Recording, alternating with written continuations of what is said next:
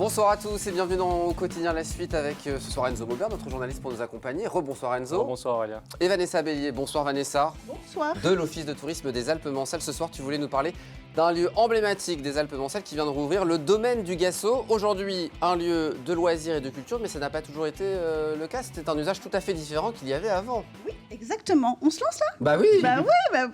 Mais non, mais je suis tellement contente de revenir chaque année pour vous parler du Gassot parce que pour nous, c'est le lancement de la saison. C'est les beaux jours qui arrivent, c'est les activités qui reprennent. Et c'est vrai que le Gassot, ça fait quand même un paquet d'années qu'on en parle, que les Sartois, mais pas seulement, en profitent.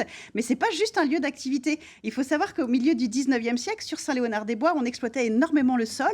Et c'était le cas au niveau du site du domaine du Gassot. Et on exploitait le schiste pour en faire des ardoises, notamment, qui étaient de médiocre qualité. Donc ça s'est très vite arrêté. Et puis on avait aussi un endroit qui était cultivé en pâturage et en ferme. Et d'ailleurs, l'actuelle petite boutique Café Nature est l'ancien bâtiment de ferme. Et ce bâtiment de ferme, on a les premières notions vers 1850 environ. Et puis la ferme s'est agrandie, il y a eu le pigeonnier, les seaux à cochons, les tables, et puis arrive, et oui, tout ça c'est réhabilité aujourd'hui. Et puis il y a cette très belle villégiature où on a aujourd'hui le très bel hôtel-restaurant, la Maison du Gassot. Et bien cette villégiature, elle date d'un petit peu plus tard, elle date des années 1920. Là c'est les années folles, c'est le grand boom des sorties, les stations balnéaires, thermales, et Saint-Léonard-des-Bois, berceau du tourisme, accueille de riches familles qui viennent d'abord se loger dans les hôtels du coin, notamment le Touring Hotel, et puis tout d'un coup se disent on va se construire notre belle maison. Et donc ils se sont construites cette très belle villégiature au milieu de la campagne. Malheureusement, la guerre arrive, la Seconde Guerre mondiale, et puis le bâtiment va être un petit peu laissé à l'abandon. Et c'est la communauté de communes, qui à l'époque s'appelait la communauté de communes des Alpes-Mancelles, qui va racheter ce très bel endroit. Et c'est là où on va créer un lieu de loisirs et de culture alors. C'est exactement ça. Déjà, les élus locaux avaient une très belle perspective pour ce très bel endroit qu'ils vont restaurer au fur et à mesure, investir énormément pour faire de ce site celui qu'on connaît aujourd'hui, avec toutes ces activités, celles que vous voyez, le centre équestre, le parcours d'acrobranche, les expositions, les concerts, le jardin potager. C'est ça ? C'est ça, exactement. C'est en 1997. Vous n'étiez pas né, je crois, Enzo. Non, pas encore. Pas encore. Oh, quelle tristesse pour nous. Alors, loisirs, culture, évidemment, et oui. ça se développe d'année en année. Et aujourd'hui, il y a une véritable demande aussi des touristes, des visiteurs de voir la programmation de cet endroit. Ben oui, parce que nous, on attend avec impatience les fameux concerts du dimanche, les beaux dimanches après-midi, mais pas seulement, puisqu'on a de très très belles expositions qui ont lieu au domaine du Gassot. Et là, je suis notamment là ce soir pour vous en parler d'une, celle qui s'intitule Maurice Mignot, le photographe des pilotes automobiles. Alors bien sûr. Ça, tu voulais absolument en parler. Ben oui, parce que c'était dans le cas des 24 heures du Mans, le centenaire. Exactement, je crois que vous imaginez bien que les Alpes-Mancelles vont aussi rebondir bien sur sûr. le centenaire des 24 heures. Je vous rappelle Georges Durand, qui est quand même originaire de Fresnay-sur-Sarthe, qui a fondé le premier office de tourisme en Sarthe. Co-fondateur de la première course. Voilà, exactement. Et donc on a ce fameux Maurice Mignot, qui est né en 39. Il a grandi au Mans, et en fait ses héros à lui, c'était les pilotes des 24 heures. Et puis il a fait une formation de photographie, et en 1958, alors qu'il est seulement titulaire d'un CAP photo, il s'envole pour Londres, déjà pour approfondir son anglais, mais surtout il fait des reportages déjà à l'époque pour Paris Match, et couvre déjà certaines courses automobiles.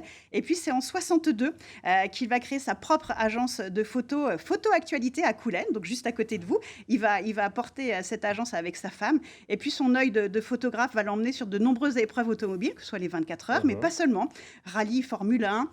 Il va également aller au Rallye Monte-Carlo, et puis il va vendre ses clichés, notamment pour le magazine L'Automobile et l'Échappement. Et puis arrive l'émergence du sponsoring pour les pilotes automobiles, et donc ils vont faire appel à lui pour l'image de ces fameux pilotes, et notamment c'est Fernand Tavano qui va l'appeler en premier.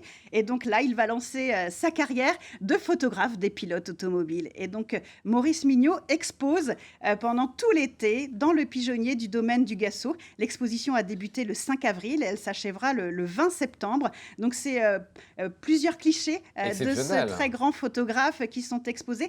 Précisément 25. Et il y en a 25 autres qui seront exposés à Saint-Léonard-des-Bois, et notamment à l'occasion du week-end festif des 24 et 25 5 juin prochain. Donc on rappelle cette exposition visible dans le Pigeonnier du 5 avril jusqu'au 20 septembre prochain. Et puis autre rendez-vous dont tu voulais nous parler ce soir, le rendez-vous des artisans de la boutique Café Nature. C'est le 16 avril prochain de 14h à 18h, notez-le bien. Ben oui, c'est ce dimanche. La boutique Café Nature, on y trouve des artisans d'art, mais aussi des producteurs locaux. Donc on y fait ses emplettes, mais on mange aussi un petit peu. Ah bah, on mange, voilà. Et on mange aussi de succulentes glaces au passage. On va prendre rendez-vous là. Voilà, exactement. Alors il y aura qui? Alors il y aura plein de nouveautés. Et je voulais surtout vous parler des nouveautés, et notamment Séverine et ses confitures 28%. Alors, d'après toi, à quoi ça fait référence? 28% de sucre. De sucre. C'est ça. C'est 28% de sucre, pas plus dans ces confitures, mais c'est aussi 28%. C'est pas beaucoup pour des confitures? Non, c'est pas non. Ça peut être 50% au contraire de sucre. Mais surtout 28%, ça fait référence au gaspillage alimentaire. On a 28% de gaspillage alimentaire aujourd'hui. Et elle reprend tous les fruits et légumes un peu abîmés dans les magasins et elle en fait ses confitures. Donc à déguster les confitures de Séverine, il y aura aussi du miel aromatisé au safran. Vous connaissiez Non, de toute façon, j'aime pas le miel. Donc... Ah, pas de chance. Ça peut arriver, moi j'adore. Voilà, peut-être que justement avec un peu de safran, mais aussi de l'ail noir ou du poivre. Donc ça, c'est voilà, c'est Ghislain Le Fur qui vous propose ça. Donc il y a plein de produits locaux. On a également Monsieur Ligier qui fait des rillettes, forcément. Ça, j'aime ça, c'est bon. Et puis il y a pas mal aussi d'artisans qui créent des bijoux. On a Camille Lecourt ou Sa Majesté la Rose ou Sa Majesté la Rose. Oui, c'est le nom de scène en quelque sorte. À découvrir alors. À découvrir. Et puis il y a également Dorothée Bageux qui propose ses poteries ou Sylvia Chénaud qui a ses objets décoratifs. Et puis je voulais terminer avec Gaffe à la suite. Gaffe à la suite, un graphiste, je crois. Ouais, ça c'est très drôle, c'est très drôle, puisque ça propose des t-shirts ou des petites cartes avec des petites phrases soit rigolotes ou pleines de réflexions. Tu veux nous en soumettre une ou pas? Eh ben, bien sûr, mais je les ai pas lues en fait. C'est vrai? Non, je vais te laisser la première parce que je... Ah génial! Et si on arrêtait de faire caca dans l'eau potable? C'est vrai, il y a écrit ça sur le t-shirt. Oui, c'est exactement ça. Et puis en dessous, il y a un petit dessin de toilettes sèches. C'est super rigolo. Très sympa en tout cas ça. Voilà. Et donc il y en a d'autres. Et si retrouver du sens passait par réveiller nos sens. Nos sens. Et là, par contre, c'est tout un tas de petits personnages qui sont en activité, une danseuse, tout cela. Et puis, et si on carburait sans carburant? Et pas mal. Et c'est un petit dessin de vélo. Donc ça, c'est super chouette. Donc voilà, il y a plein de choses à découvrir ce week-end. Gaffe à la suite, un graphiste qu'on peut découvrir donc ce 16 avril prochain de 14h à 18h. Toutes les infos, c'est sur le site de l'Office de tourisme, l'excellent site de l'Office de tourisme. Bien sûr. Des Alpes-Mancelles, merci beaucoup. Et puis on le rappelle, le domaine du Gassot, c'est aussi il y a un centre équestre, il y a le parc à Cobranche. On peut y passer une journée complète. On peut s'y restaurer, on l'a dit tout à l'heure, mais on peut faire de la randonnée, on peut faire de l'acrobranche, on peut faire du cheval. On a un parcours va nu-pied. Vous savez, ces petites vannes nu-pied qui vient faire des petites sensations sous tes pieds. Il faut se déchausser, voilà, ça stimule. Donc à découvrir toutes les infos sur le site de l'Office de tourisme des Alpes-Mancelles. Et puis, en lien avec ce que tu viens de nous dire, samedi à 19h45, il y aura un numéro spécial de Secret d'entrepreneur.